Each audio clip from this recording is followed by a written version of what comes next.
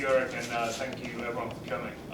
This panel is called Ask Not What Occupy Can Do For You for basically two reasons. The first is that when Robert Hughes approached me about doing this, he suggested that one of the things we could talk about is what can people who aren't occupiers themselves do to help and support the Occupy movement. It's not everyone's place to be willing to get arrested or to sleep out overnight. And in Chicago, and in fact worldwide, Occupy has benefited from welcoming people with different levels of involvement. There are different focal points for the Occupy movement. There's the General Assembly meetings, there's the street marches, the direct action protests, the campsites, the committees and working groups. People are involved in art projects, in creating new technology systems, in setting up people's media, as well as just being bodies in the street.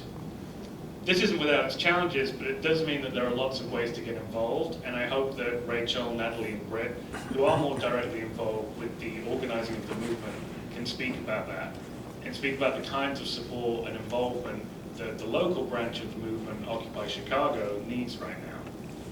But the second reason for the title of this panel has to do with something I spoke about at a previous event organized by the Occupy Chicago Education Committee, which was a panel called Analysis and Reflections on the Occupy Movement. And it relates to something that Eric mentioned, which at the time I characterized like this. There's been a lot of bad analysis and ill-informed reflections on the Occupy movement in the media. Not just from the mainstream media, which is to be expected, but unfortunately even from the independent media, which is where I work. The independent media is a lot more reliable than the corporate media, but it still gets it wrong sometimes, just like every now and again the corporate media gets something right. But maybe a little bit more frequently. And much of how some of this analysis of Occupy has been misguided at best can be seen in what I think is a hard-to-deny contrast between the tone of concerned advice and how well the Occupy movement has done without paying that much attention to that advice. Very few of the people who have written along those lines of telling Occupy what to do were actually celebrating Occupy Wall Street in its first few weeks of existence. I mean, very few people were doing that at all. Even the left-wing and independent media were sort of sleeping on the story, and everyone was caught by surprise, and caught by surprise by its success. And unfortunately, it's not really in the nature of media pundits to be humble and to say, I wasn't paying attention to this and I missed it and it became a huge thing. Some people have said that now, but that's not generally what anyone who's set up as a pundit or an expert does. It's more in the nature of the media to follow a cycle that goes like this. First they ignore you, then they laugh at you, then they fight you, and then they write endless op-eds advising you on strategy. And this is basically still going on. The tone is often something like, or the argument is often something like, Occupy got off to a good start, but now it needs to do X, Y, or Z if it wants to stay relevant. Or Occupy was very exciting at first, but now it's in a crisis state, and it needs to change in A, B, or C ways to survive. And I've noticed that one of the roots of this is that people on the left, liberals, progressives, call it what you want, have actually been asking, what can Occupy do for me and for my existing cause? A lot of this is genuinely well meant, and it comes from people I hugely respect often. In an interview with Chris Hedges, which we actually published at Truth Out, Ralph Nader said he wants Occupy to focus on a campaign for the minimum wage.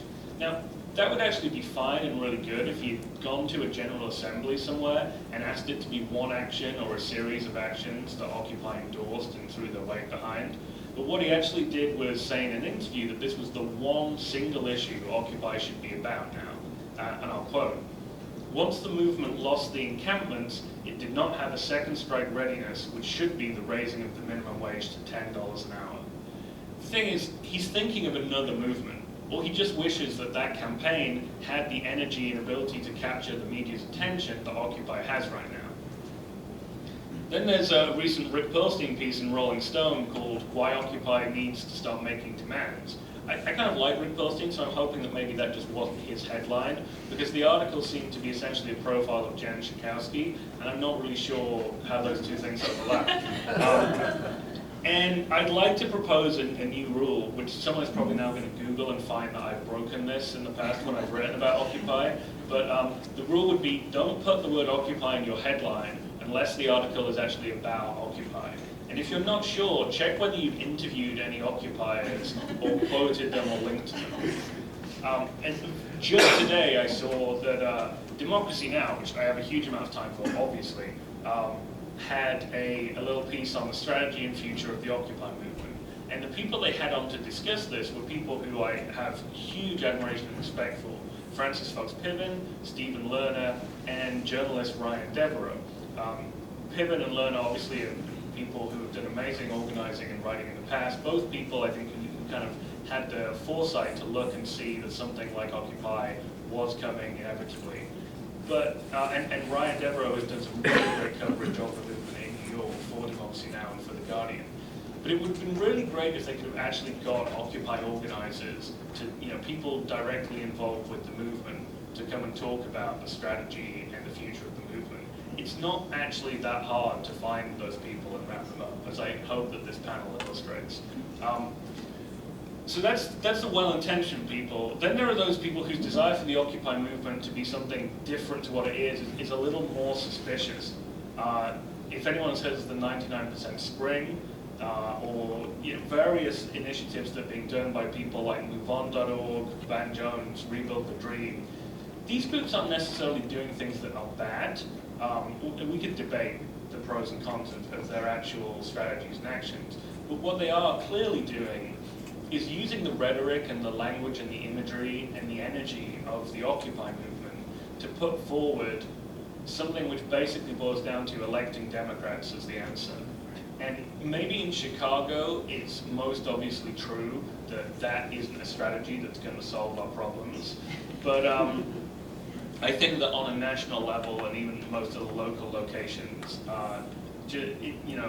if it looks like Occupy, but the solution that's being advocated is that is vote for these Democrats, even if it's progressive Democrats. One piece of advice I would give the Occupy movement is be very, very careful and look at the actual positions and policies that are being advocated by the candidates that you're being urged to vote for. I mean, locally, in terms of combining like Democrat politicians and media pundits, we have Alderman Joe Marino, who's written for the Huffington Post, tutting Occupy Chicago for having the audacity to go and mic check his buddy Joe Moore after the first of all the budget, Rahm Emanuel's budget was rubber stamped by the city council, and then the restrictive protest and parade ordinance was pretty much rubber stamped as well with a couple of objections. And what Marino wrote for the Huffington Post falls into another category of what anyone who's spent time on the internet has come to know as concern trolling. What that basically is when a writer claims that they're really sympathetic to your cause and they want it to succeed, but they're just so worried that you're making mistakes and everything will go badly for you, and so you have to take their advice. But in the case of someone like Joe Marino, I think it's clear that what he wants is for Occupy Chicago to change so much that what it's doing isn't Occupy anymore. And so while these commentators have kind of wrung their hands and wagged their fingers and told occupiers what they need to learn from the past and what they're doing wrong, in the meantime the movement has been successful, winning small but tangible victories on a local level and changing the national discourse. And it's provided the energy and created the space for a new generation of activists to become empowered and organized, by which I don't necessarily just mean young people, but people who have become activists for the first time. And before I hand over to Rachael, who I think is going to go next, I wanted to share a couple of what I do see as needs of the occupiers, which people who don't get directly involved as occupiers or Occupy organizers can provide. The first thing is to do with correcting misapprehensions. That can be in the media and it can be among your friends, but so my career has been that my job is to work in the media, but not actually as a journalist primarily. How I ended up writing about Occupy Chicago so much was that I went down to when they were rallying outside LaSalle and Jackson, and I had watched the coverage of what was going on in New York. And it's very easy to get swept up in like the romance of like the numbers of New York, the kind of, you know, Zuccotti Park is this amazing utopia that was there and is gone.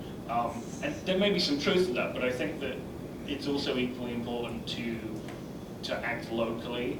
And I noticed that there was not much writing being done about Occupy Chicago, and you know, I wanted to kind of to write about it. And I think that even if you're not in the media, there are so many misapprehensions being spread about the Occupy movement and its local variations. Some of it is by the right-wing media with a fairly clear malicious intent, where, you know, Andrew Breitbart, rest in peace, Andrew Breitbart saying that you know, the Occupy is all rapists. But it doesn't have to be that actively malicious. There's still a lot of misinterpretations, people who think that it went away over the winter. So, you know, that's one way in which people can help, is just to correct the kind of miseducation that's going on. Another way is to help grow numbers via connections. Occupy Chicago has done a lot of outreach, but I think it's pretty clear from having attended marches in the last few months that numbers are still kind of an issue. There's a need for more of a critical mass to build. And one of the reasons for that is the lack of police brutality. And I want to be very careful when talking about this, because I don't want to get sucked into any kind of adventurism which sees police brutality as something to be almost jealous of, that it's happened in Oakland and New York.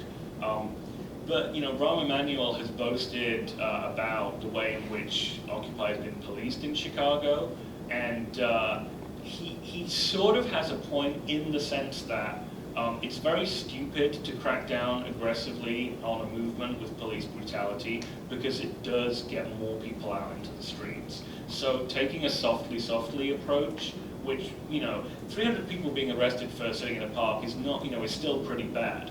But like compared to like scenes of like people being tear gassed and, you know, just like compared to the kind of out of control, insane police forces that have been, you know, wreaking havoc in Oakland and New York, it doesn't have the same kind of effect. So the question is, how do you grow numbers without that? And I think that's a big challenge for Occupy Chicago. And finally, the ways in which, you know, I think people can help is share experience, share what has been learned from previous movements, but do it in a constructive way. You know, especially now that the General Assemblies are back outside, because we don't seem to have had a Chicago winter this year. Basically, you know, it's very easy to actually go along to a General Assembly and you know, and have the chance to speak. And I think that there is a lot that Occupy Chicago can learn from, and has already learned from, and you know, been, and the Occupy movement nationwide has already benefited from learning from other movements, but it has to be done in a way that involves coming together and sort of pooling information, rather than, as I kind of began by talking about, you know, supposed experts writing op-eds telling people where they're going wrong. So with that in mind, I'll hand over to Rachael now. Good afternoon, and thank you so much for coming to hear us today. My name is Rachael. I'm a member of the Occupy Chicago Press Committee. That means I work on our media campaign as well as on promoting our actions, events, and the other work that we do. So in some ways, the media campaign is going really great. We get our press releases out, the reporters know how to find us, they quote us in their stories. This is all sort of like the old-fashioned brass tacks press work, right? But then there's this whole other side of it that we're not doing so great on, and that is in the new media. Every single newspaper article that gets published on the internet has space for comments below. Every single time Occupy Chicago makes a post on its Facebook page, there are 40, 50, 60 comments, most of them not too flattering to our movement. Every time Occupy Chicago sends out a tweet, there are people who tweet back things that just don't look good. And what we really need are people to help combat that. So just a show of hands in this room, how many people use the internet? Okay. How many people have a Facebook account? Not too bad. And how many people are on Twitter? All right. So if you're on the internet, making a Facebook account should not be too difficult. If you want to help Occupy Chicago, one of the main ways that you can do it, whether it's an hour a day, an hour a week, or an hour a month, is by advocating for us. As I said, every single news article that's published these days has a space for comments. I read every single article that's written about Occupy Chicago. It's been a little slow lately, but in April and May, things are going to pick up a lot. So the way that you find these articles is by going to Google, you type Occupy Chicago into the search box, and then you click the news button at the side, right? And then at the side also, you click past 24 hours. That'll let you see what articles have been published about Occupy Chi in the past 24 hours. You go to that article, you can read it if you want to, but more importantly, down at the bottom, there are going to be people that we call trolls, right? These people exist on the internet just to bash things. They're not constructive, they're not activists, but they will go ahead and try to tear apart your story and your movement. Now, like I said, the Occupy Chicago press team, we've got about 5 people working on the media campaign. We can get our work done, but we don't have enough people to combat these evil trolls. And that really is where you can come in. It's a huge and important thing to do, and we just don't have the numbers to get it done.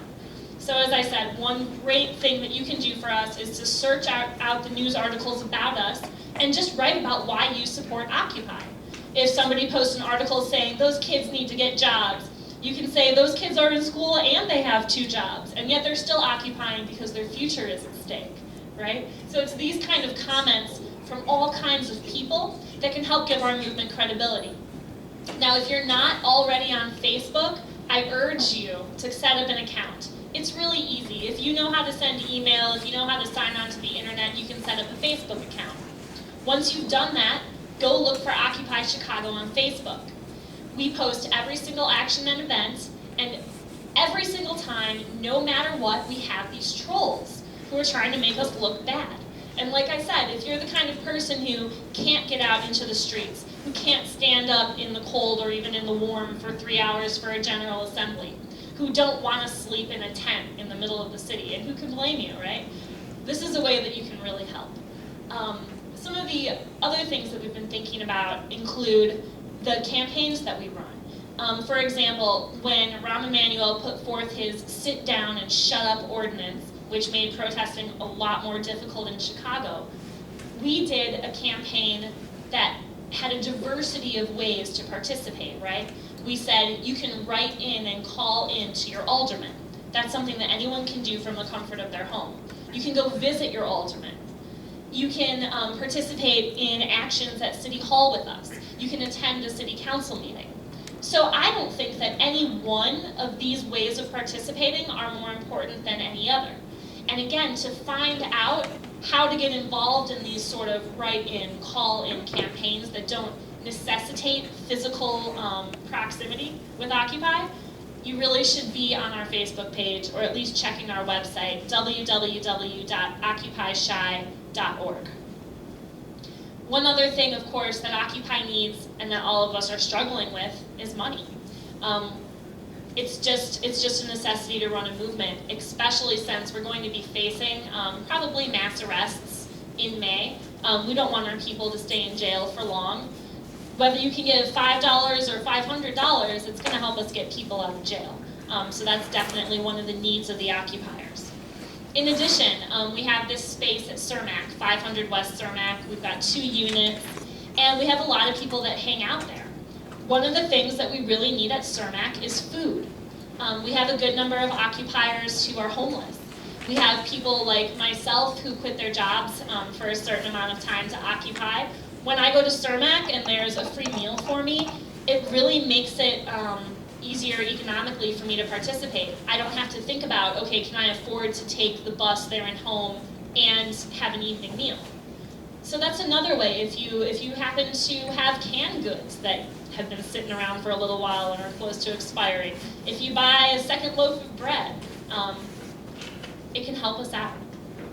So I don't have a ton else to talk about, but I just wanted to really hammer home this idea that if you can't come out, if you can't be in the streets, come and support us on the internet. We need your voices, we need your help. Hello, and thank you again for coming out today. All right, I'm going to sort of continue on with what Rachel was saying. She just spoke about our physical needs, our money, our food.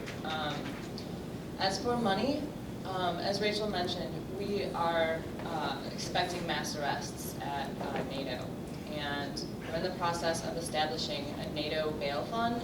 So this money will specifically go towards expediting getting our occupiers out of jail as quickly as possible, so we can return to the streets to continue our fight against hegemony. And the way you can help is by sending a check to the 8th Day Center for Justice with the May 20 bail fund written in the memo. Now this does not go towards our general donation fund. These donations are specifically set aside for bailing us out of jail. So if you're a little concerned about where your money is going, this is a separate account that will only be used for NATO. And of course, like Rachel said, we like food. We like canned goods and bread, and if you happen to be at any organization function where there's food left over, there's something called food rescue you can do, like prepared food that will go bad. Bring it over. Call, do we have a hotline? Oh, email us and just announce that you have some food, you'd like to drop it by, and I guarantee you, some hungry person will be at Cermak, ready to accept your wonderful donation of food that's only going to end up in a dumpster. As far as our other needs, we do have emotional needs. We need your support. I highly recommend, as Rachel said, getting on our website or our Facebook and learning which of our struggles speaks to you the most, so that you can learn it, internalize it, understand it, and then share it with your friends and family, communities, and organizations, so you can help us empower others just by spreading the word about Occupy. Like, if getting money out of politics is something that's important to you, learn all about it. We have all kinds of written material on the websites. If retaking foreclosed homes is an important issue to you, fighting systemic racism, fighting state violence, supporting immigrant rights, empower yourselves by educating yourselves, and then share it with everyone you possibly can. Not only will this help combat like real life trolls, people who follow the mainstream media's depiction of occupiers as jobless, smelly hippies. This will also, it will help fight the media's depiction of that by offering a more human face, because everyone trusts and believes in their friends. So, you have a voice, please use it to help us. Rachel spoke a little bit about the phone calls to action. We do offer all kinds of different actions. Because we are a decentralized movement, we have a lot of things you can do from home, from your work. Like, I work an 8 to 4 job. So a lot of the times, like, I can't get out into the streets during the week. But I can sit at my computer and retweet or phone call or text message people I know to sort of get them to rallying points that I have learned about by going to the OccupyShy.org website. We need people calling Chicago Realty Partners and telling them to let Pat Hill stay in her home.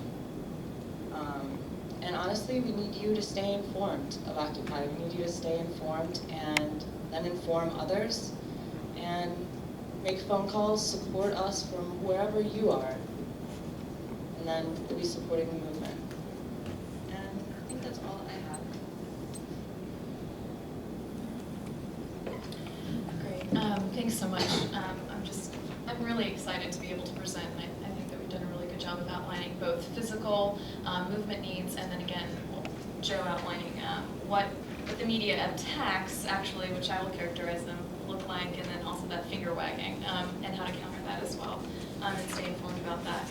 I have some summary notes in conclusion, and really they represent threads of discussion and currents within the movement. I want to offer a little bit of my personal analysis and reflection on those so that folks who aren't necessarily directly involved in the thick of things will have a better idea of some of these debates, discussions, and currents that go on here in Occupy Chicago so that it kind of demystifies them, and then again, I'm going to offer some of my personal reflection on those.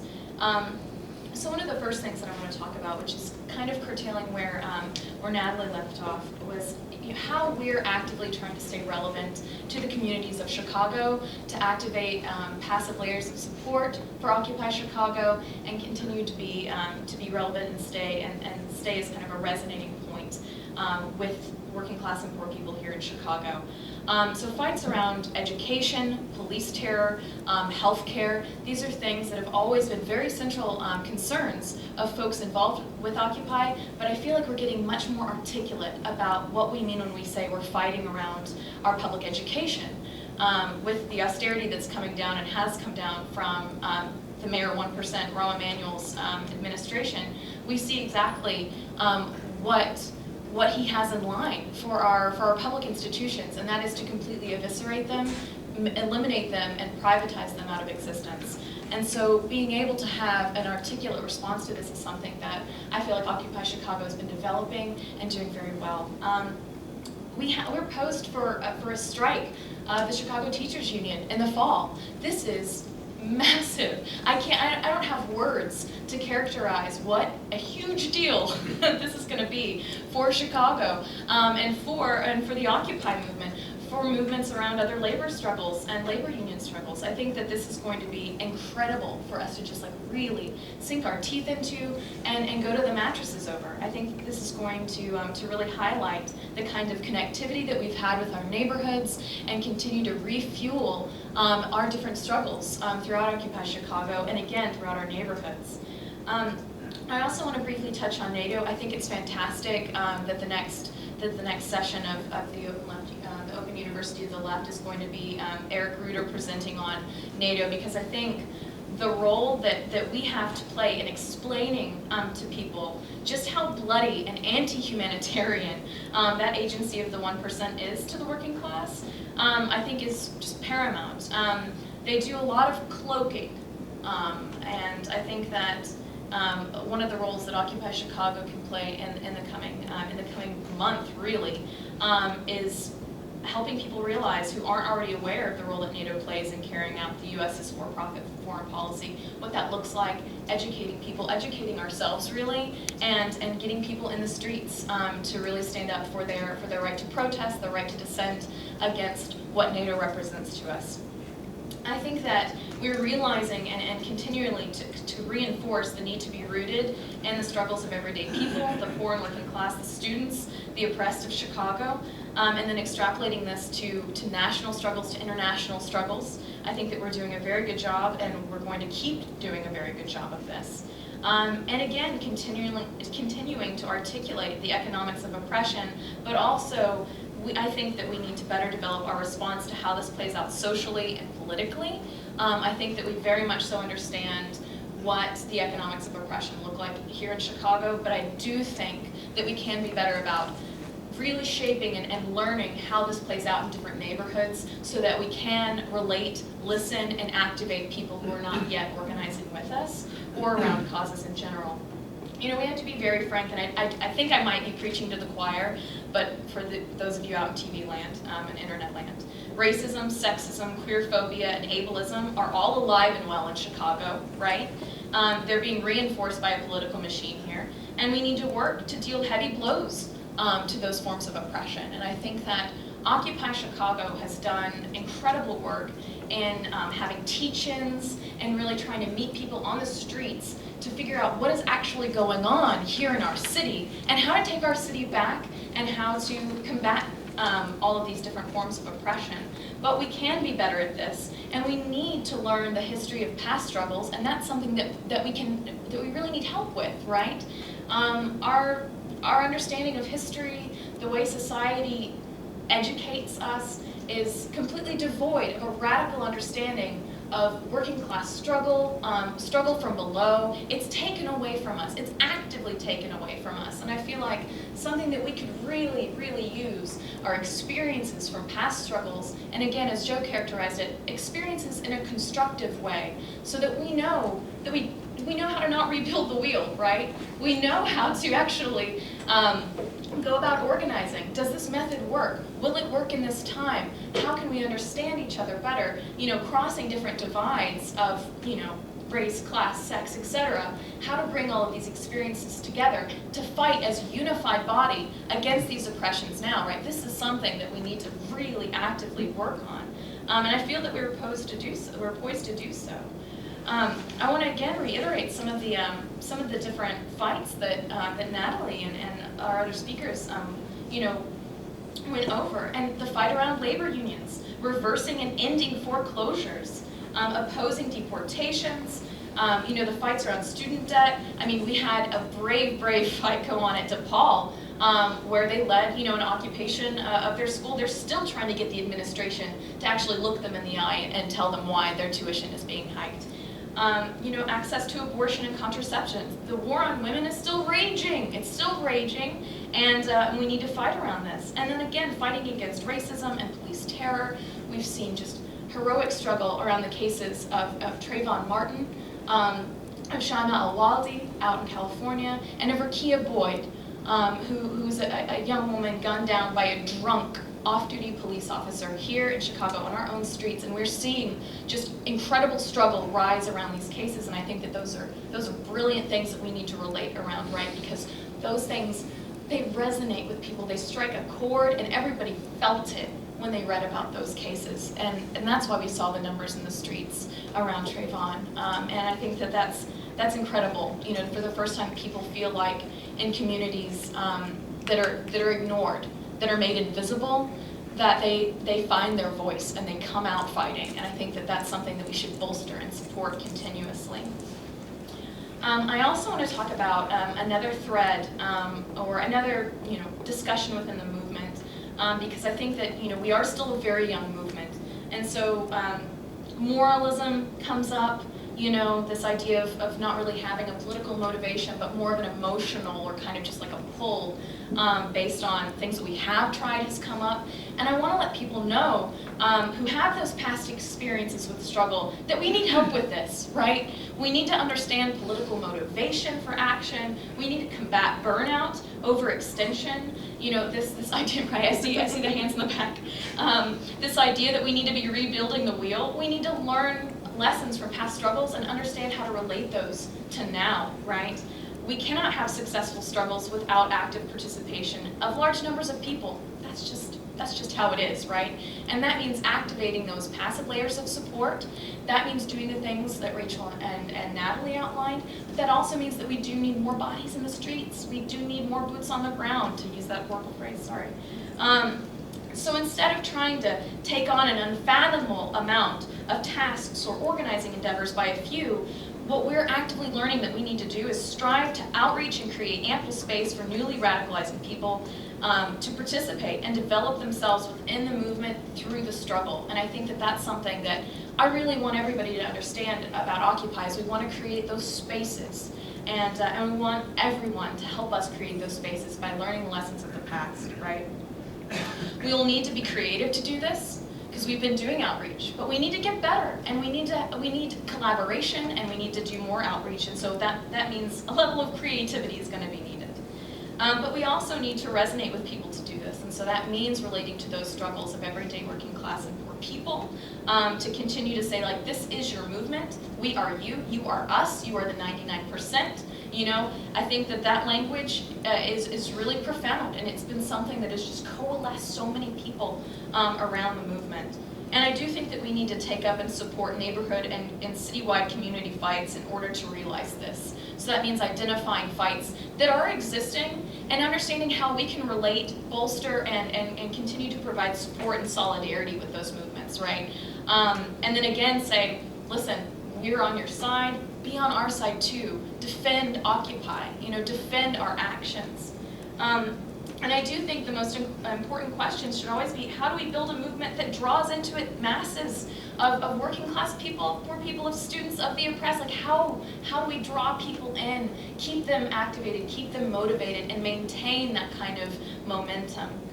And I do think that I want to touch on a more controversial thread that's come up within Occupy in terms of debate and tactics, because it's something that the mainstream media, the liberal media, and even progressive outlets have kind of harped on, or try to, you know, kind of skirt the issue, or just completely sideline us on, right? And so I want to talk about collective action versus diversity of tactics, and what this looks like within our movement, and how we discuss it, right? And then I do want to offer some personal political perspective on it. You know, the word autonomy gets bandied about in very interesting ways when talking about this thread.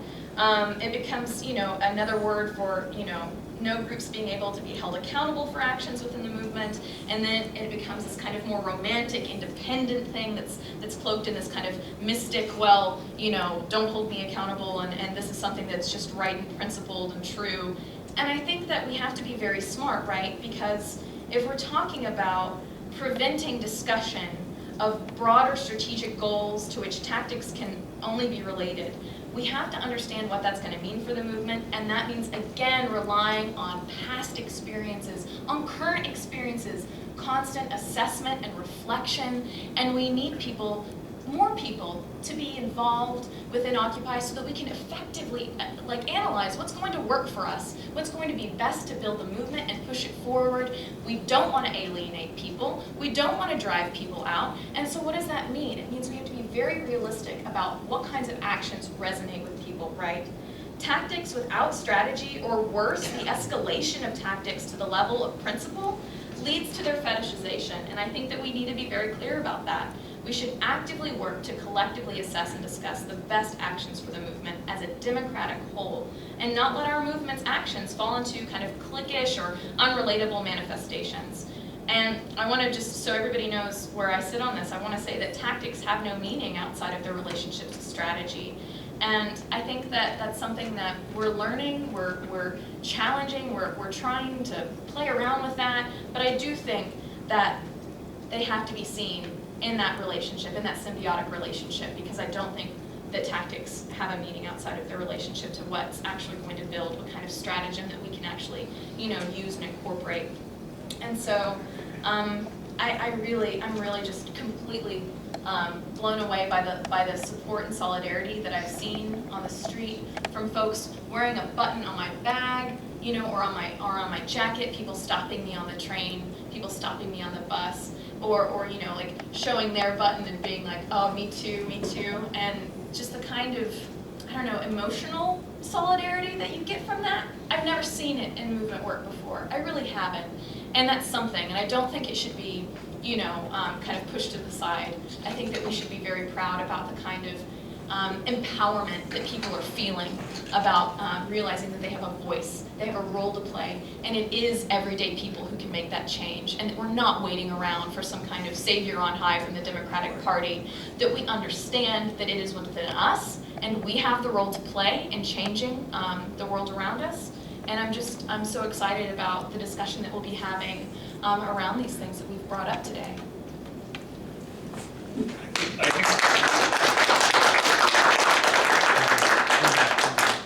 I think Natalie just wanted to add one more thing before we went into a Q&A.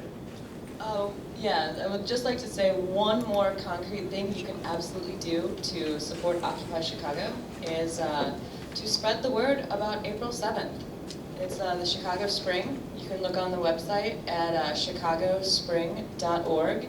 And this is a day of action. It's Saturday with over 25 different actions throughout the city from every single neighborhood imaginable. We have an entire menu of opportunities for direct actions, for teach-ins, for community building, for conversation, for solidarity. This is a chance to put everything that Brit was just talking about into action. So please join us. Go see chicagospring.org. Thank you.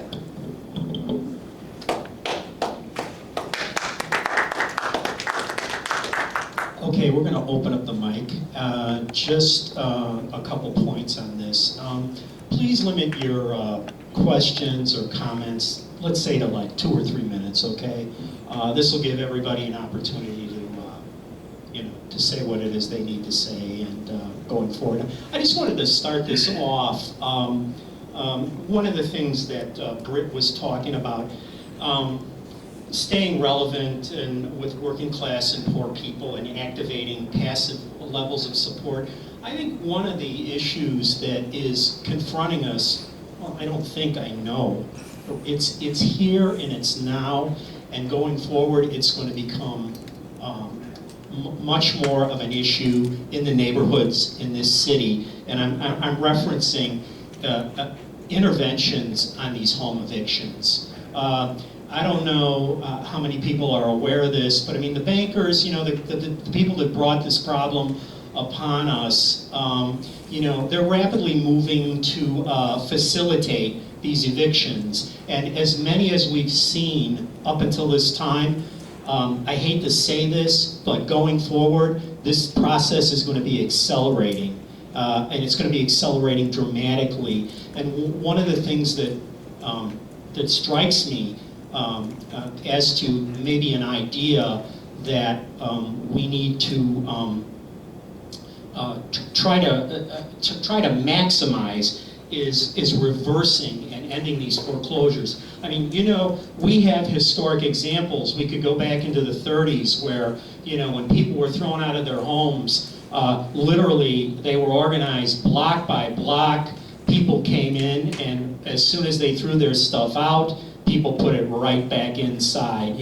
I dare say that the powers that be, I mean, the potential for organizing around this issue, and I don't mean to imply that this is the issue, but I think it is one huge issue, and it is one way that we may be able to galvanize a lot of support, where up until this point in time, we've seen, unfortunately, I don't know what the word is, passivity, indifference, but this is an issue that, literally just it strikes people at their front door, the fact that they're losing their homes, that this is something that I'm utterly certain that we could massively organize around. And I'm not just talking about in Chicago, because obviously this is a problem.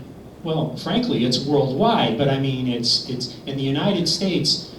There are just literally millions of people that are confronting this reality over the next year or two, and this is something that I think, if you want to talk about this or maybe amplify this, because I'm taking up my 3 minutes here, so I'm going to get off very quickly. But that's just the thought that comes to mind after hearing this excellent presentation you guys just made. Yeah, I think you're absolutely right. I think this is one of the fights that we've seen galvanize just incredible strata of people. I think that there's an incredible organization called Communities United Against Foreclosures and Evictions, and they do phenomenal work here. They're a broad coalition of individuals who put people back in their homes, and I've been so proud to see Occupy Chicago occupiers go in and help actually make that happen. And I do think that that's one of the fights that we'll have to really see as central and integral to the work that we're doing. And there's going to be ample opportunity. As you said, they're ramping up their efforts to just push people out. I also thought there was a really interesting action that I hope to see more of. It was hilarious and very stark in its taking up of this issue. And it was a bank occupation where they moved in house furniture, and they made the bank lobby their living room because they had been kicked out of their home. So they were going to move into Bank of America, and they were paying, $50 million for the rent because, this is what it costs, for this is, what the bank had been bailed out in this particular instance, this amount. So they come in with their potted plants and their coffee table, and they set up, they get Connect 4 out, and they get a beer open, and they hang out, and they're like, well, we're moving in. You took our home, we're taking your lobby. And it was just a really interesting, creative, artistic action that just said very clearly, our house in the middle of the bank, like this is what this is going to look like. Right. And so I was just going to add that I think that this is a real example of there's often a false dichotomy set up between radicalism and populism when it comes to activist movements, especially something like Occupy. And the Occupy Our Homes and the foreclosure, the eviction defense, all of that stuff has really shown that actually sometimes the most radical actions where you basically, you're fighting something that ought to be illegal, and because of the whole robo foreclosure fraud may be illegal, but like the legal system in this country is not holding the banks accountable to that. But you are risking being perceived as doing a criminal action by doing it. But at the same time, it's extremely populist. It speaks to ordinary people. It has a huge racial justice component to it because of the way that because of who is being victimized by it. So and I think that I'm pretty sure, like chronologically, after the eviction of Zuccotti Park, it was the first big thing that happened thereafter that Occupy did in New York was to get out there into the neighborhoods and go in Brooklyn and go and do that and really like take back people's houses. And that was a really fairly pivotal turning point, I think, in taking Occupy into a sort of broader context and moving out into people's neighborhoods, so it wasn't just about occupying something, a park downtown. And I think that Occupy Chicago has done, a really good job of that as well. But I agree that there's a lot more of it to be done. I want to add further that here in Chicago, to help people from getting evicted from their homes, there's the Chicago Anti-Eviction Campaign, and that is chicagoantieviction.org. If you want to get more involved in that particular fight, I invite you to examine their website and find out what you can do. Furthermore, Occupy the South Side and Seoul have been very integral in helping stop the homes being seized by banks. And Rachel's going to speak to that further. Yeah, in addition, there is an ongoing eviction, more than one, but the one that we're really publicizing right now is an ongoing eviction blockade going on in Bronzeville. A woman named Patricia Hill is facing eviction. She is at 3811 South Wabash, and there is a 24-hour blockade that goes on by activists on her lawn, making sure that she does not get evicted. If you aren't able to go to her home, we highly recommend that you call the bank at 773-763-5631 and demand that Patricia Hill not be evicted from her home. So again, this is the type of action where, yes, we need to go and sit on her lawn, but we also need hundreds of people calling the bank. Just, very short aside, I was recently in St. Louis managing the media for the Occupy the Midwest conference. The Fox News channel took a bunch of video of the police beating the crap out of us. They didn't air it. We had about 400 people call in, and they were forced to air it. So these phone calls, it feels kind of isolating when you're just making a random phone call from your home, but it has a huge impact. So please do consider, if you go to the OccupyChi.org website, the full info for Patricia Hill and the defense of her home is on that page. Who's the bank? It is the Bank of the Bank of New York. Mellon is the one that holds the title. Which is probably not the original bank that get the mortgage. Okay, we were at the CERMAC thing a few months ago, and they were talking about doing teach-ins or, education of people. And then we've been kind of out of touch for a while for various reasons, but besides going on the website, that's really the only way that you have a popularized of really telling people what's going on. Well, we also welcome you to attend our General Assemblies, which are Monday, Wednesday, Friday, and Saturday at 500 West Cermak. Oh, I'm sorry, LaSalle and Jackson. I'm so sorry. It moved outside. Yes, we're outside now. We're outside. We are at LaSalle and Jackson at 7 p.m. again on Monday, Wednesday, Friday, and Saturday at LaSalle and Jackson, our headquarters. What time? 7 p.m. And if you do have access to the internet, the best place to find out about our teach-ins is actually on Facebook, the Occupy Chicago Education Committee, which is facebook.com/OCCCHIED. They post every single teach-in that they hold. And they hold them all over the city, not just at Jackson and LaSalle or at 500 Cermak. Excellent, thank you.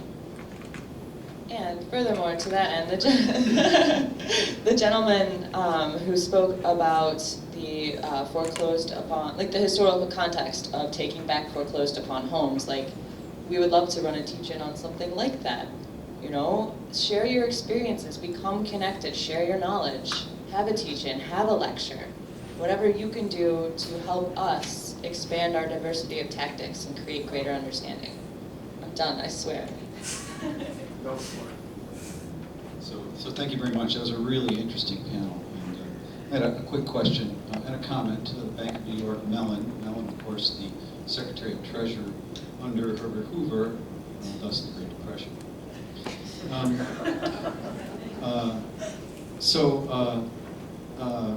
My question is about the democratic process of Occupy, which I find to be incredibly admirable, but to be honest, bewildering.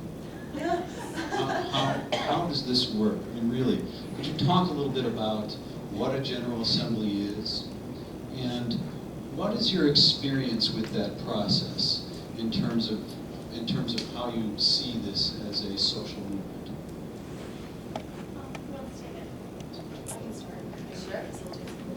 So when I first got involved with Occupy Chicago, I was kind of like in a whirlwind, swept up in a committee called the Secretariat. And so basically, I'm very well poised to address this. And if I'm smiling a lot, it's because it's been months and months of very interesting, strange, beautiful, slow, wonderful process of figuring out exactly what democracy looks like, since our society does not really teach us what that word actually means. So I do want to say a little bit about the General Assembly process and then kind of reflect on that. What the General Assemblies are, really, it's a body to come together and announce, call for help, basically, on different projects or campaigns, and then talk about or propose actions, principles, goals, ideas, a litany of things, right? And then weigh in on those. So it's actually creating a space for discussion and debate, which we are frankly starved for in our society. Now what this can look like, it can be, in a more grand scope, talking about the role that oppression plays in our society, and then weighing in on that and having time to stack, which means come in on discussion and give your 2 cents, right, or 2 minutes worth of time, and then basically have that out and then talk about the way forward. Or it can be as, dare I say, mundane as talking about, can a receipt be validated so that somebody can be reimbursed? Equally important, right? But it looks at times, and it takes up different things at times, such as broader issues, ideas, movement analysis and reflection, and then also can swing into kind of more micromanaging, right? And so we've struggled with that. We've struggled with having a balance, and we have to be very frank about that. Sometimes we have much more of one than the other, and in my opinion, much more of the micromanaging than a lot of the debate that I'd like to see fostered there. But everybody does have an equal amount of time for presentations or proposals, 5 minutes. Everybody has an equal amount of time to weigh in on the discussion, 2 minutes. And we represent, all ideas going forward from that. We do operate currently at a 90% consensus. Again, some of us fought very, very hard for simple majority. And then others fought very, very hard for 100% consensus. Some people want 3/4. It's a very broad range of folks that come in with different ideas about how to actually do decision making at our General Assemblies. And I do think that more voices always help with that process. And that way we actually have a proper quorum and proper representation for ideas that are out there. So I want to encourage everybody to start attending as they are fit. The General Assemblies down at Jackson and LaSalle, as Natalie gave us the location and time. But yes, they can look quite interesting and sometimes very alien if you're out of the loop. So constantly the Secretariat was trying to devise ways to make them relevant, concise, meaningful, and also just proper in terms of parliamentary procedure and how to conduct business moving forward. Because that's a way in which we try to get decision making up and running. And so having it convoluted doesn't help anything. That doesn't mean it's not convoluted though. So there's still work to be done. And again, I can't emphasize how much having more support and more representation at our General Assemblies can actually help us and bolster the movement.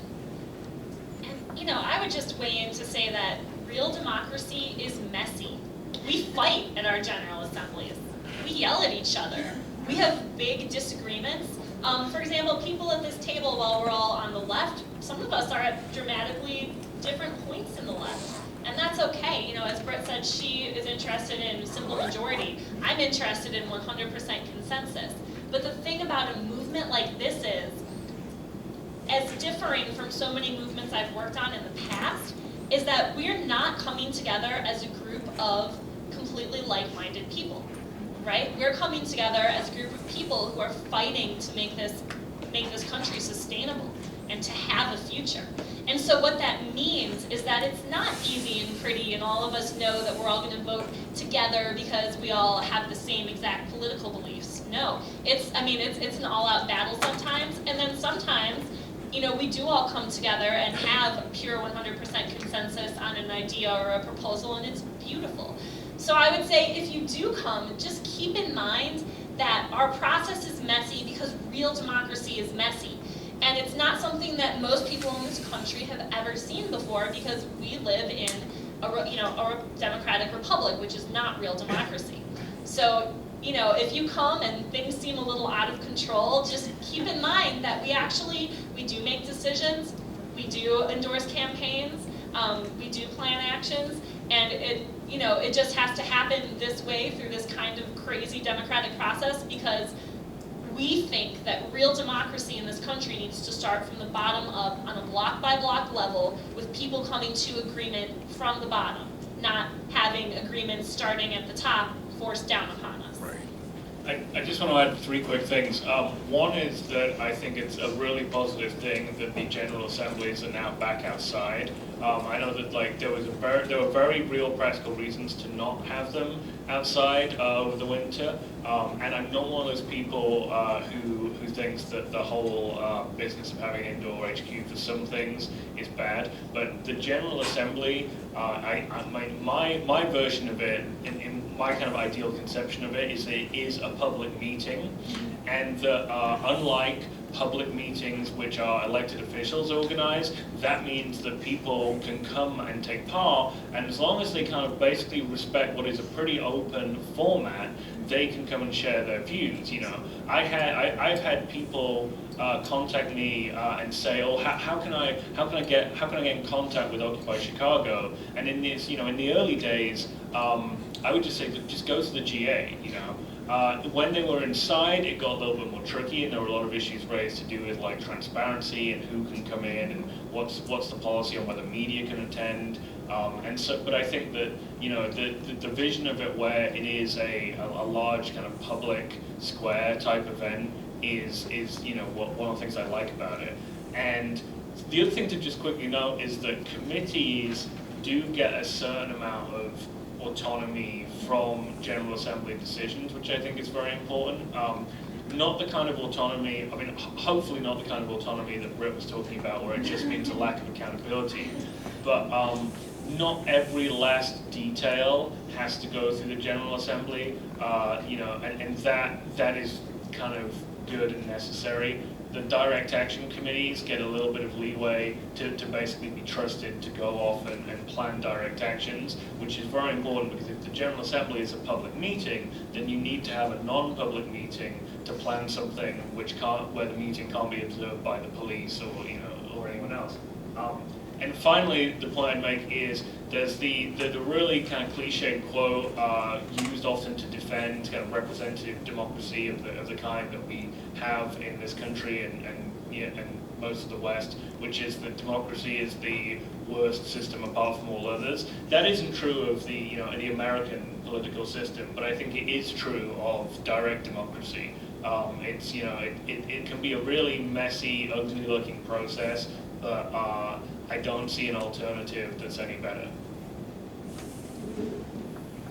I just want to speak to the 90% consensus. I think it's an amazing, beautiful thing that actually forces everyone to work out their particular issue with a particular proposal. Like, the best way to communicate with a large group is to generate consensus, pure consensus, so that everyone is on board.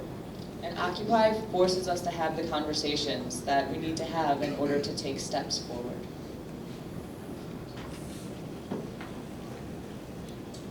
Thank you for all the work you're doing. I'm involved with Occupy Evanston, Move to Amend. Does everybody know what Move to Amend is? And Veterans Peace Team, which is going to be calling people, veterans from all across the United States, to come here in May. So hopefully we'll get together. And I have to congratulate you on getting people together, getting a movement going. My life's interest has been in propaganda. And in propaganda, you need a villain, you need a face. And Occupy doesn't have a face of a villain. And it has to be transnational corporations, which it is, but how do you put a face on that? I don't know how many know, but funds from the Iraq War have gone to create 37 security corporations. I can only assume those security corporations will take over for the police forces. They don't want police being where they can have sympathy for the people they're beating on. Say, this looks like my brother. They want somebody to look alien. So anyway, the corporations, we have to look into what they're up to. A friend and I, Max Maxwell, put together a pamphlet. They're available here free.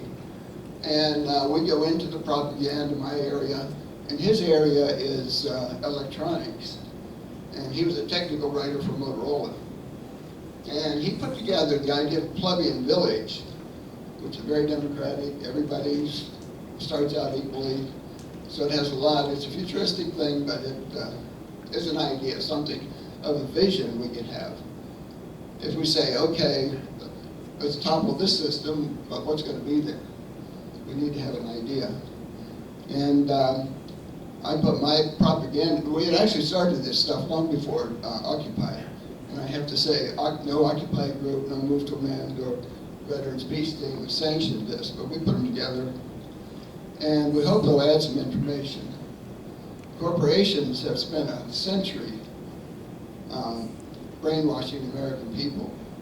1913, the National Association of Manufacturers set out to make corporations no longer servant of the people, but the master of the people, and they have done a fantastic job. So anyway, we go into all this. I invite all of you to get a pamphlet, and if you can tell me how you, what your villain is, if you're going to name, I suppose you could look for the worst corporation. Goldman Sachs might fit that role, but the media is not going to print it, so you have a problem getting your message out. Anyway, thanks very much. I'd say that we have identified one of our main villains. We call him Mayor 1%. His name is Rahm Emanuel. And you'd be surprised. You would really be surprised at the amount of our quotes. And I write most of our press releases, and so I can say that my words have been published in every newspaper in this city and on every TV website. Because they really do lift our quotes and lift our language directly, because we write it in a pretty much of a straight news style. Now, I have another villain that is less popular. His name is Barack Obama. His campaign headquarters are here in Chicago, and I'm going to be spearheading Occupy Obama 2012. I don't think that he's a good president. I think he's a villain that is hiding in sheep's clothing. But you also talked about the corporations. Now, corporate personhood and the idea that a corporation has the same rights as a person is one of the main areas that Occupy is attacking. We're trying to get the idea out there that we need to get corporate money out of politics, and it is difficult because it is hard to find a face on that, but I can tell you that when we do actions around it, for example, Bank of America, a big corporation, it gets picked up. But we really do need better language and better propaganda ideas. So I know that you work with Occupy Evanston, but if you're interested in joining our press or our propaganda committee and working on that with us, we would be thrilled. Yeah, I would add, part of my job is marketing and PR, so I also consider myself someone who works in propaganda some of the time. And yeah, I think that Rahm Emanuel as a figurehead for the things that Occupy should be opposing is pretty much perfect. I mean, not just as the mayor of Chicago and what his policies are, but how deeply embedded he is in corporate power, and his history of the things that he's played a role in on a national level, from NAFTA to whatever his role was during the early days of the Obama administration. There was a fairly amazing interview in the Chicago Tribune, not the one I wrote for, the other Chicago Tribune, where they were speaking to, is it Ken Griffiths? He's a major donor of Rahm Emanuel, but also people like Scott Walker. In fact, Rahm Emanuel shares several donors with people like Scott Walker. It's kind of interesting. And Scott Walker has expressed his admiration for Rahm Emanuel's policies. Rahm doesn't do it back the other way because he kind of knows that wouldn't go down very well. But it's pretty amazing. The thing that was in this interview was that there's two photos that Emanuel apparently has on the wall of his office. One is him and Clinton when Clinton signed NAFTA, and the other is him and Clinton when Clinton signed a balanced budget. And I don't think you need to look too hard to figure out who that budget was balanced on the backs of. So, and Rahm Emanuel, there has not been a severing of his connections with the Obama administration. He's one of the co-chairs of the Obama 2012 campaign, and this idea. And I think that things are going to get ugly this year until the election. I think that the pressure that's going to come on people like the Occupy movement, that's going to come on people within the liberal media to fall in line and say, okay, we're all really terrified by the ghoulish Republicans, and we have to make sure that Obama wins. I think that there's going to be some ugly arguments about that. And Rahm Emanuel is actually a really good figure to just remind people what we're talking about when we talk about the Democratic Party in 2012. I would also add that I do think fighting corporate power is hugely important. I think that Citizens United, there are two things I'd say about it. One is that it is kind of an indication of how broken the system is now, which maybe means that certain solutions that might have worked once aren't going to work. At one point, I think there was more of a chance to influence elected officials, mostly within the Democrat Party, to do the right thing. I think that now the kind of capturing of the government by corporate interests has gone to such a point that I don't know if that's possible anymore. But I also think that the thing to remember about Citizens United is how bad things were even before it, and that revoking Citizens United will only go so far. It's not gonna displace the corporate control that there is on the government right now. Yeah, I apologize. I got here late, so I hope I don't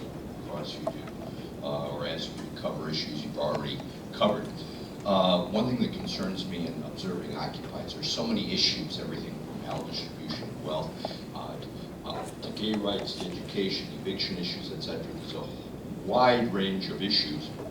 And how is Occupy going to focus its efforts, or is Occupy going to focus its effort, or is it going to try and be all things to all people? How is that being dealt with on the inside? Another question is, what is the relationship between Occupy Chicago, Occupy Evanston, Occupy New York, and all the other Occupy groups? Is there any relationship that's formal at all, and what kind of informal help do you give to each other? And the third, I'm throwing a lot at you here, but maybe you can remember this. Have you worked directly with Larry Lessig of Harvard, who's written the book Republic Lost, which is basically about the evil effects of money in politics? He has suggested the group shouldn't be called the 99%. It should be called the 99.95%, because 0.5%, most political donations by far, only 0.5% of people give the maximum donation. So the influence that comes with money goes to a very, very, very small number of people and groups. And I guess my fourth question is, which of you like or dislike broccoli? And which of you think that Obamacare is going to force us to eat broccoli?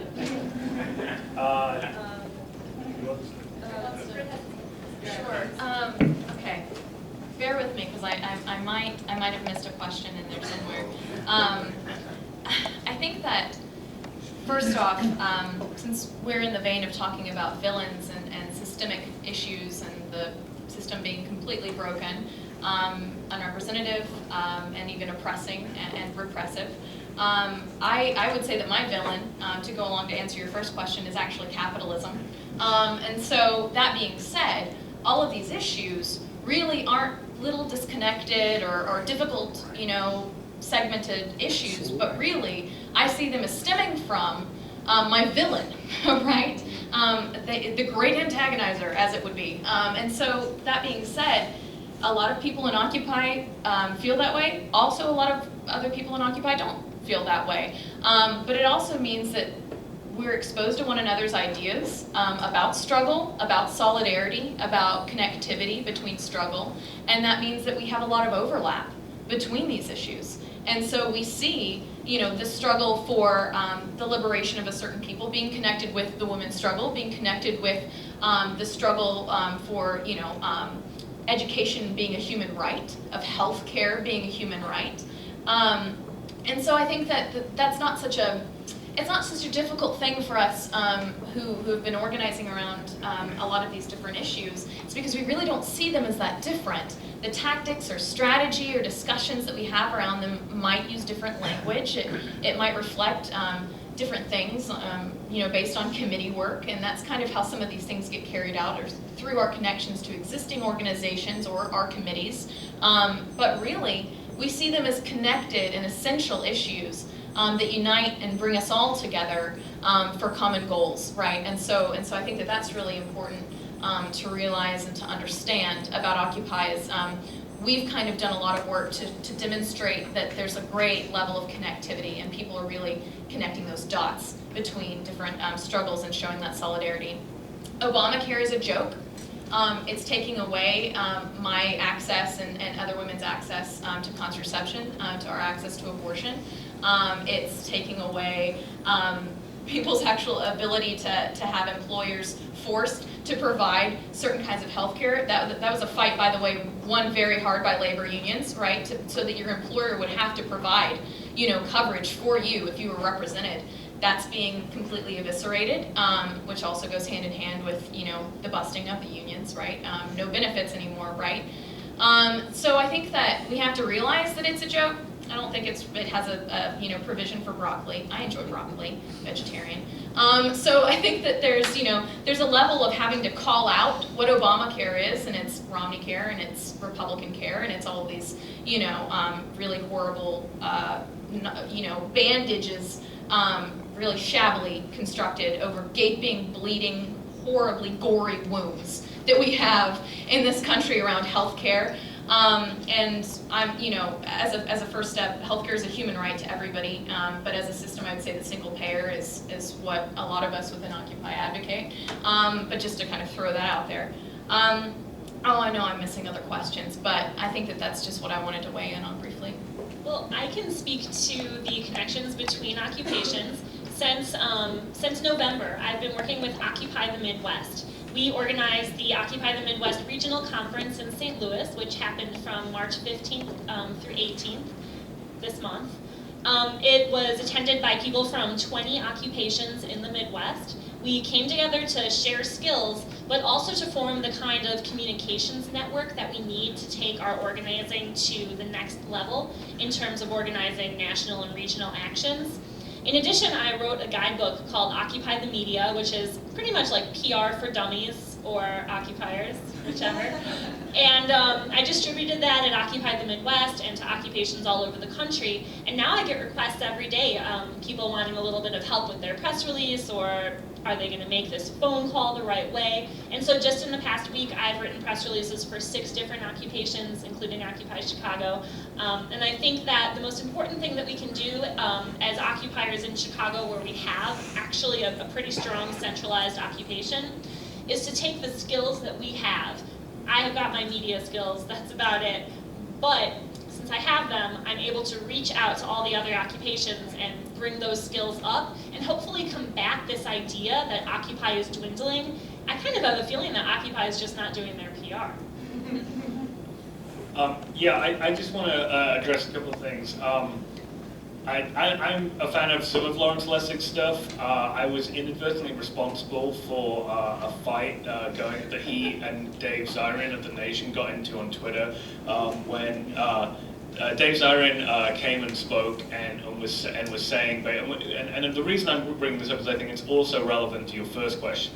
So there has been historically, as I know people know, sometimes a split between a sort of purely class-based analysis of the struggle against oppression and what is called identity politics. I think that it's definitely true that class was neglected in America for a long time, whilst in the meantime, like capitalism and the sort of the somewhat liberal capitalist elites got very good at faking identity politics and basically saying, here's some tokenistic conclusions. You know, you can throw people a bone and say, well, here's a representative. So this means that we're fighting racism or sexism or homophobia, and that wasn't really done in terms of class, because I don't know how you can really do that. Here's a working class person.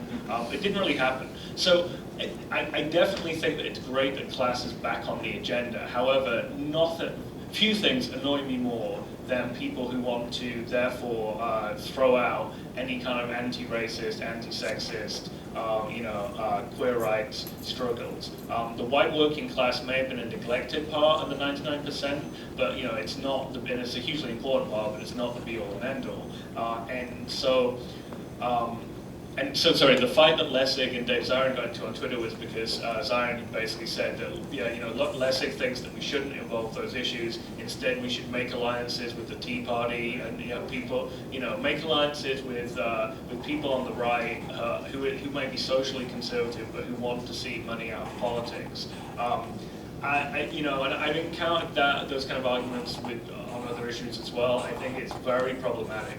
You don't always have to make alliances with people who agree with you entirely, but let's be clear what things are important. I don't have an interest in being part of an Occupy movement that isn't feminist, and I don't have an interest in being part of an Occupy movement that isn't anti-racist. So the economic justice part of it, and by the way, those things all connect. So. When going back to the whole thing of what should Occupy be doing and should it be focusing, when Occupy does stuff and protests about prisons, and then people complain and say, why aren't we focusing on the banks? That always makes me furious. I think that these things are intrinsically connected, and I think that as a journalist friend of mine, Lindsay Beierstein, has said, the right wing is extremely good at being intersectional. So we need to be intersectional as well.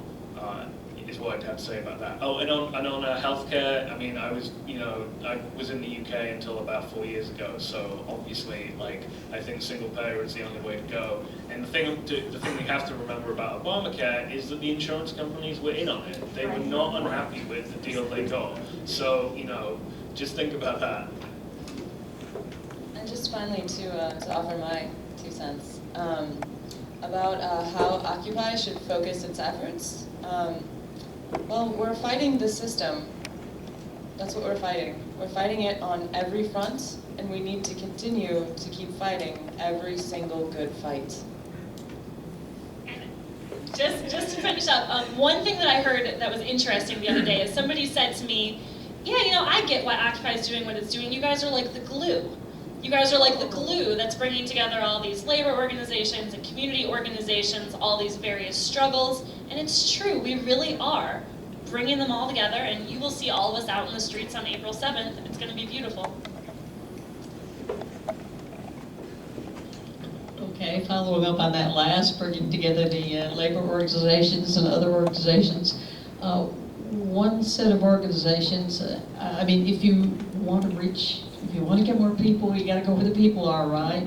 Well, churches and synagogues and whatnot. And I heard Eighth Day mentioned in connection with sending in checks. So clearly there's a connection, at least with that branch, liberal branch, left branch of the church, the Catholic Church. But what other progress or what efforts are being made to reach out to and through the churches and synagogues and other religious organizations? Well, this week Occupy is promoting Occupy Palm Sunday. There is a coalition of 4 churches in Humboldt Park and Logan Square who will be marching out of church and congregating at the Logan Square Monument at noon this Sunday. And they're doing a whole festival, and we've endorsed it, and they're calling it Occupy, and we're totally great with that. While Occupy itself is non-denominational and does not accept the representation of any political party, we're interested in getting people from wherever we can. And I think that by doing this Occupy Palm Sunday with Joe Scary, who's the one who dreamed it up, we're going to start putting those feelers out. Yeah, I think that there has been a lot of debate around the religious community, around the church, around ideas of faith and belief. And as a non-believer, I'm excited every time that somebody from a local mosque, a synagogue, a church comes out to voice their support for the movement, comes out and actually says, like, I believe in a better world, and I want to fight for a better world. And sometimes that's informed by people's faith. And that's historically true of other movements, of past struggles. It's not just going to be fought by the militant atheists of the world, it's going to be fought by everybody, and that includes people who believe in some kind of higher power or spiritual connectivity or, divine law, et cetera, et cetera.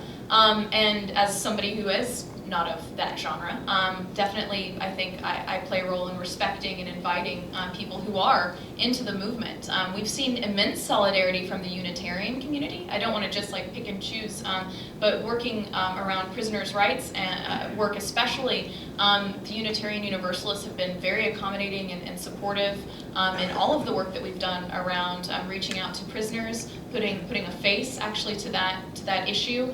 That's made so invisible by the system, and I've been eternally grateful for the work that we've seen in the faith-based community around that. And I think that we're going to have to continue to respect people's diverse backgrounds who come into the movement, and that includes practicing of faith. And I think that there's also something especially true in taking up struggles around minority faiths, because I think that there was this ridiculous and horrendous accusation of Occupy being anti-Semitic when we took up the struggle to free Palestine. And I think that we have to be very clear, what that means, and that we do not in any way demonize or segregate people of the Jewish faith, but that we also show solidarity with our brothers and sisters in Palestine and for a humanitarian, struggle to actually be free and to self-determine. And that also means that we have to stand against Islamophobia. Our mosques here in Chicago and all over the country and the world are under attack constantly by this kind of fostered fear and xenophobic kind of attitudes towards people of the Muslim religion. And I think that we have to be sensitive to that. We have to be supportive. We have to show solidarity. One of the most profound things that I've seen recently is the hoodies and hijabs kind of movement, bringing together, and isolating the kind of racist violence that we've seen take place against Trayvon Martin and Shaima Al-Waldi, and put that together and say, no, we are embodying these two people, and we show solidarity with them and their families, and that's profound. I've never seen something like that, and in my time, I've read about other instances of profound solidarity. I'm seeing it now. That's just incredible to me. So. And also, the Reverend Jesse Jackson will be hosting a morning event on April 7th. He'll also be teaching a teach-in in Grant Park that day at about 2 p.m. And the American Society of Friends, the Quakers, are going to be in the location in Grant Park that we're marching to, and they're going to be praying as we march there to join them. So we're reaching out. You beat me to my next question, which is what's happening next. I mean, you mentioned the Occupy Palm Sunday and those, earlier on you mentioned the, Chicago Spring. Yeah. And now you mentioned a string of other things, and I'd like to get the word around about the one involving Jesse Jackson. Could you say that out loud again so I can write it down? And somebody else have any other, some questions? Do you have internet access? I'm sorry. Do you have internet access? Can I send you? If you give me your email? Okay. Or otherwise, you can check chicagospring.org for an entire list of the actions. Or if you have a Facebook page, we welcome you to join the Facebook community of Occupy Chicago and the subcategory Chicago Spring. Yeah, I should just say as well that it is amazing how much stuff that Occupy Chicago has going on. A lot of it is actions that maybe have been brought in from outside and they endorse. But as someone who's made it partly their job, although admittedly one or two jobs and the one I don't get paid for, to cover Occupy Chicago, there is more going on that I can actually keep track of. But I think it's a really great thing, and people just need to figure out, what are the things that are local to me, what are the things that resonate with me most, and you can take a pick, right? And the best way, I'm sorry, I just have one tiny thing to add. And the best way, honestly, to find out what resonates strongest with you is simply by research. OccupyChi.org and Chicago Spring. Those are all website tools at your disposal for free, 24 hours a day, 7 days a week. Well, since religion was brought up, I think that it's dangerous to be mixed up with religion, and especially with the Catholic Church. I think that the movement will make a big mistake if they accept too much of that contact. You should, I think you should, as you propose, accept the individual's collaboration and all that. But if they mix it with their religion, I think has been proven time and time again that in the long run, you will be finding yourself in trouble. That's my opinion. I would just like to counter that slightly by saying that, in terms of the leadership, I was saying earlier that I don't think that you can make alliances with, say, people from the Tea Party unless they're willing to actually put aside certain things. I mean, the Tea Party term, there's a whole other thing about what that means and who is in it. But with religion, there are going to be people who are part of hierarchical organizations where what the leadership says and what the kind of party line is anathema to Occupy, or should be. But that isn't just religion. That's going to be the Democratic Party. You know, I don't think that people who vote Democrat, members of the Democratic Party, shouldn't be part of Occupy. I just think that, like, you'll have to acknowledge, you know, but this is what the leadership is saying. I think the same is true of religion. The same is true even of some labor unions. You know, I think I'm hugely supportive of labor, but like some of the big unions have leadership who, you know, who are problematic, to say the least. And so I think that, you know, but you have to be realistic about, like, you can't leave out you can't leave out churches if you want to reach certain communities. And I think we also need to be very clear about atheism. You know, the new atheism movement in the last 10 years has done more to provide intellectual cover for Islamophobia and Western imperialism than almost any other school of thought. I mean, and you know, I have no time for people like Richard Dawkins at all because of the extent to which he's done that, and more recently decided to start enabling sexism as well, blah, blah. So, I mean, I have a lot of problems with religion. I was raised in a religious background, and I left it very happily, but or not happily, and that's between me and my therapist. But the point is, like, you know, have your eyes open about the issues with religion, but I don't think that you can leave out that element of it when you bring together a coalition of people. There are a lot of people trying to co-opt the Occupy movement, right? I'm a lot more concerned about MoveOn.org and their use of our language. Back in the early days, they even tried to fundraise in our name, and we had to call them out for that. I'm a lot more concerned about that than I am about being co-opted by, say, Jesse Jackson, right? Because people are concerned when he comes out. And I've got to tell you, this guy comes out to our events, he picks up a sign and he stands on the corner. If there are TV cameras there, he ignores them. He's just there to support us. And that's pretty cool, you know? So, yeah, it's something that we watch out for. It's something that we think about a lot, but it's not something that's going to stop us from accepting, say, the rank and file, even though we have problems with union hierarchy, or a congregation, even if we might not like their preacher. So we're about the people and not about their leadership, and we are keeping our eyes out to make sure that nobody takes advantage of us. I'm really sorry to keep us on this topic and off of what we're supposed to be here talking about. I support getting people involved regardless of their religious or non-religious backgrounds, absolutely. I think one of the difficulties is I hear this undercurrent of religions kind of led the fight for women's rights and gay rights, and they did not. And in fact, even Martin Luther King did not. Martin Luther King Jr. sort of followed his congregation into civil rights. And so historically in this country, the people who were anti-slavery, who were for women's rights, were people who were not religious, and in fact many times were anti-religious. Now I can't remember who wrote the history of secularism in the United States, and that's not even the correct title of the book, but it's an excellent summary of all of that. And it was a woman writer, of course. At any rate, so, when you said militant atheism being Islamophobic, I agree with you, and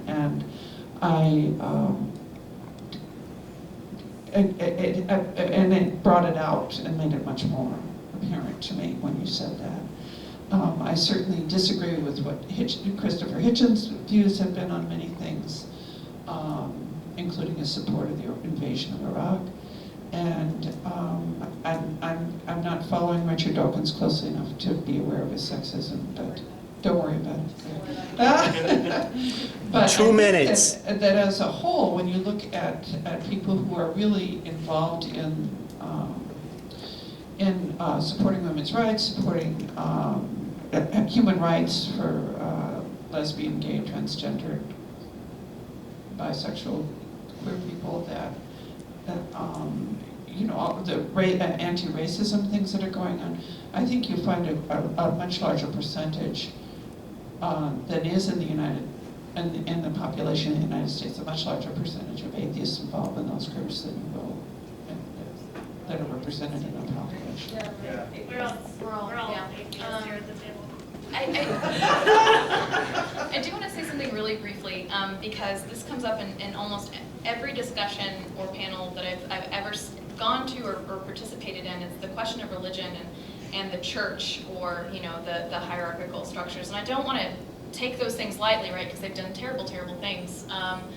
What I want to say is that I think we can fall victim to setting up false obstacles around unifying broad layers of people in the fight if we pigeonhole and just kind of, and I'm saying you're doing this, but I'm saying, like, I've seen movements do this, and I think it's problematic to do that, to set up false obstacles for ourselves and become exclusionary or get to the point where we're not accepting individuals who are completely down with abortion but happen to think that there might be something up there, who are down with queer liberation and black liberation and women's liberation, but are just, but think that there might be something out there. Do you know what I mean? I think that there are things that we can do very practically and real on the ground in terms of organizing physical bodies to make a change and to get people activated and feeling like they have a voice, they're empowered, and they're plugged in. And I think people learn through struggle, and through struggle I learned there was no God.